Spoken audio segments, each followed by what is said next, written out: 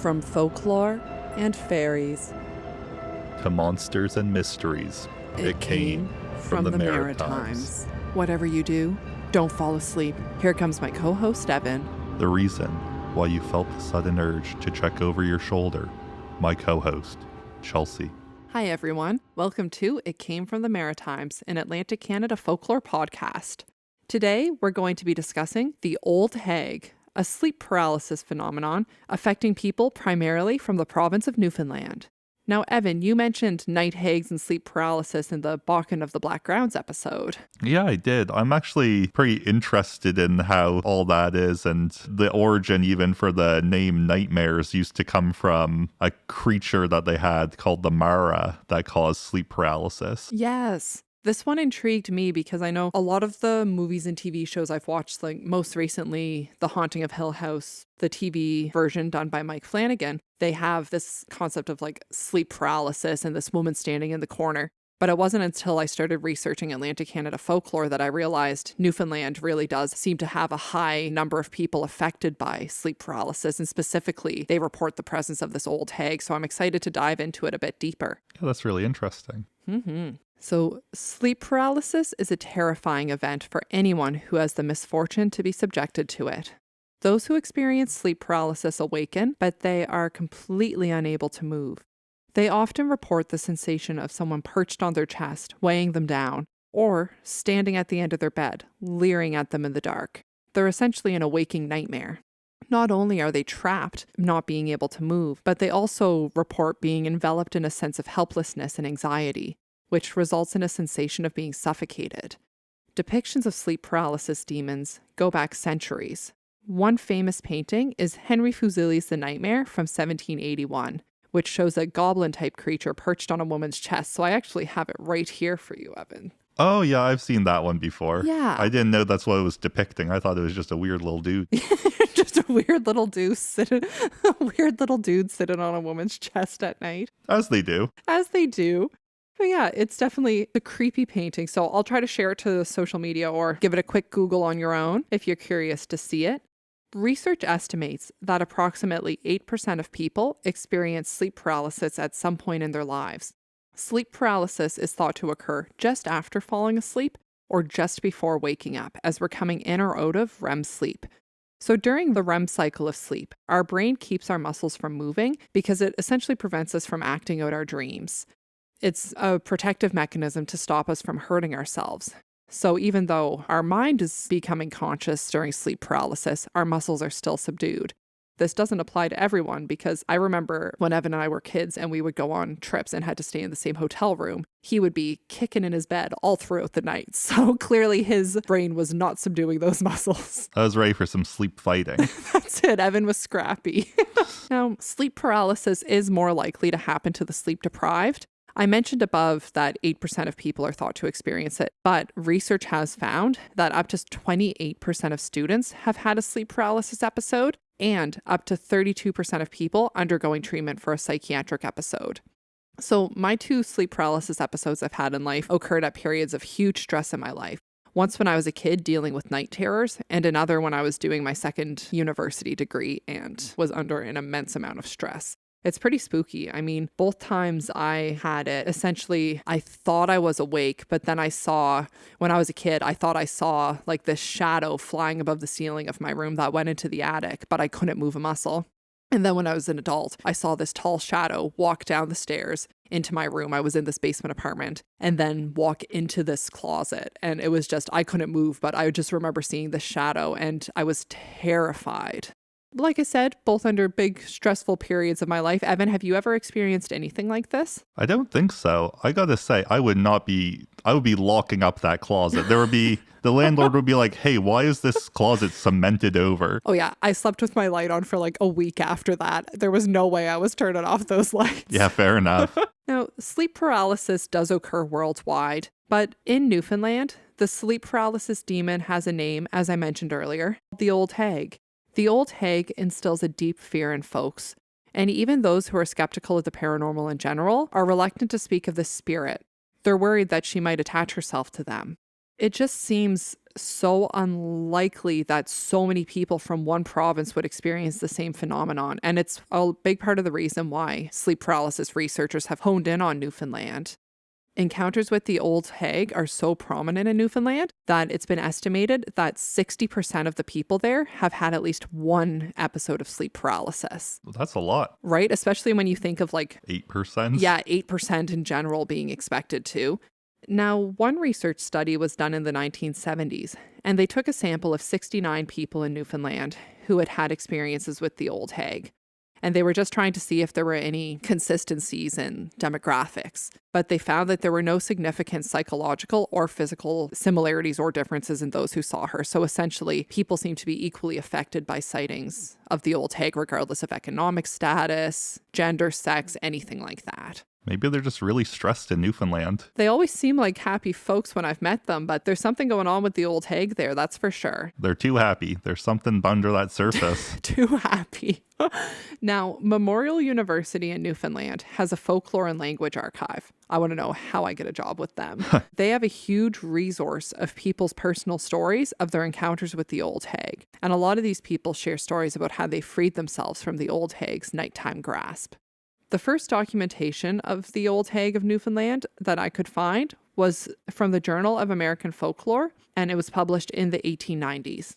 Those who encounter the Old Hag all share similar descriptions of a wrinkly older woman with long, scraggly hair. Some say her eyes glisten with malevolence, and she has a twisted grin full of sharp, rotten teeth. She is sometimes seen standing in the doorway, ominously staring. Other times folks wake up and she's as close as their bedside. Those who are especially unlucky lie motionless while she crawls on top of them and perches on their chest, keeping them pinned down. So Evan, I have a picture here of a historical painting of the Old Hag. Which would you rather, this or the little goblin? I'd say the goblin. She seems just a little... She honestly looks kind of similar to the goblin. Not dissimilar, that's for sure. I really don't want anything perching on my chest at night. Even if I wake up and my cat is near me, I'm like, ah. You see, perching is one thing, but crawling around is another. Yeah, so you'd be okay if she was just stationary, but if she's moving around, that's when it becomes an issue. I mean, I'd rather her be stationary than moving around, wouldn't you?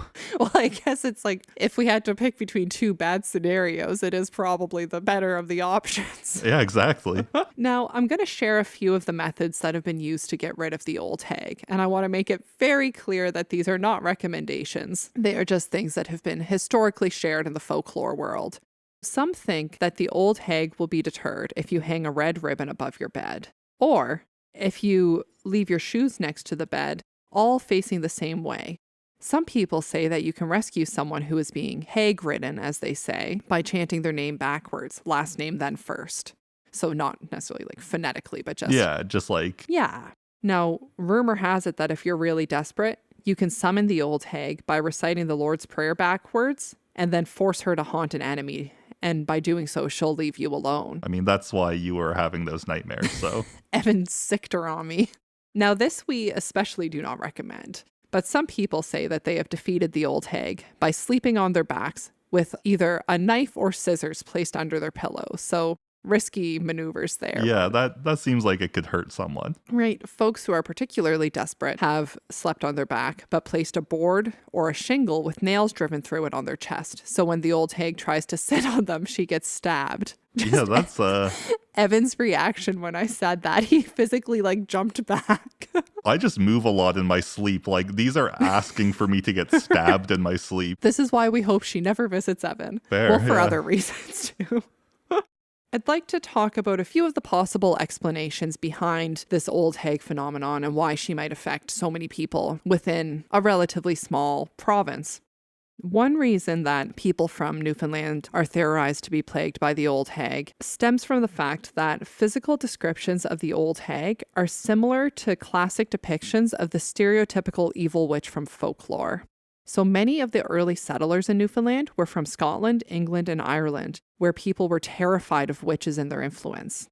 So when people encounter the Old Hag, as I mentioned above, they often say they've been hagged or hag-ridden, and these are phrases that go all the way back to the time of the witch trials in Europe.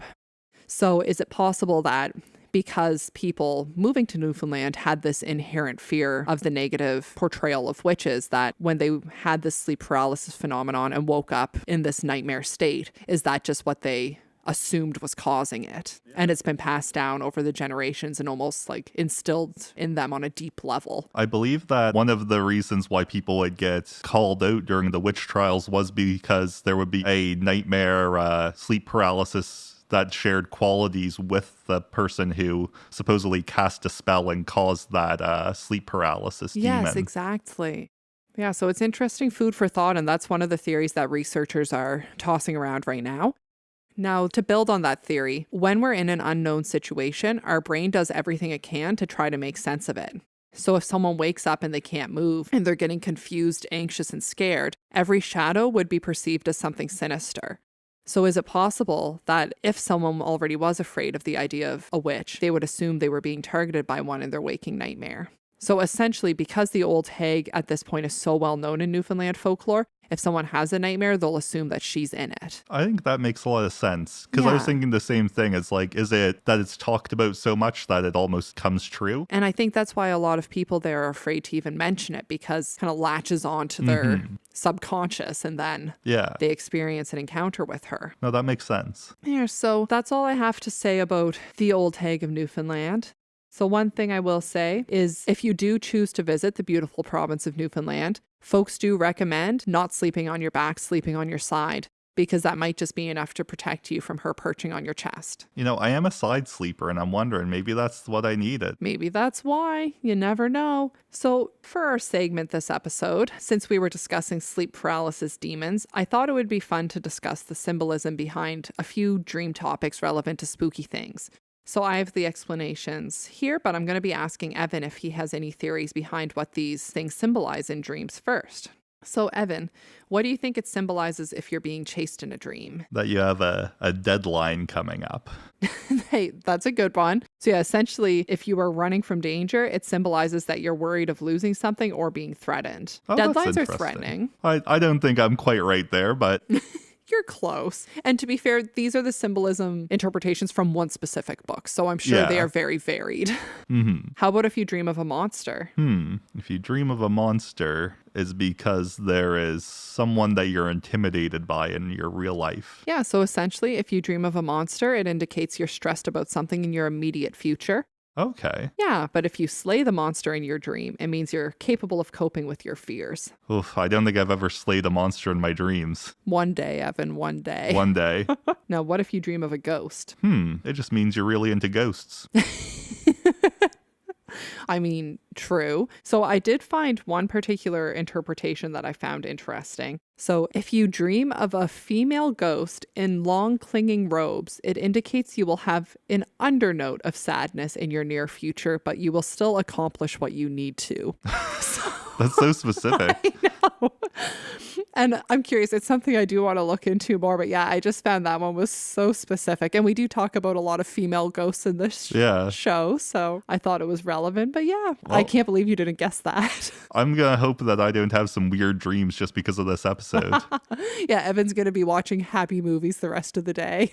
Thank you so much for joining us for this episode of It Came From The Maritimes. You can find us on social media, on Instagram, Facebook, and TikTok at It Came From The Maritimes, on X at ICFT Maritimes. And if you have any Atlantic Canada folklore you'd like to see covered, or if you have any spooky experiences of your own, email us at itcamefromthemaritimes@gmail.com. Also, if you enjoy our podcast, please feel free to leave us a 5-star review to help others find us. We want to end each episode by sharing a piece of Nova Scotia folklore advice that we found in our reading. It's nothing to ever take seriously, it's just for a bit of fun. Evan, do you have a folklore tip for us? I do. If you look through a window first thing after waking up, you will forget your dream. It's certainly what I'll be doing if I have any nightmares going forward. Me too. Thanks for joining. Bye.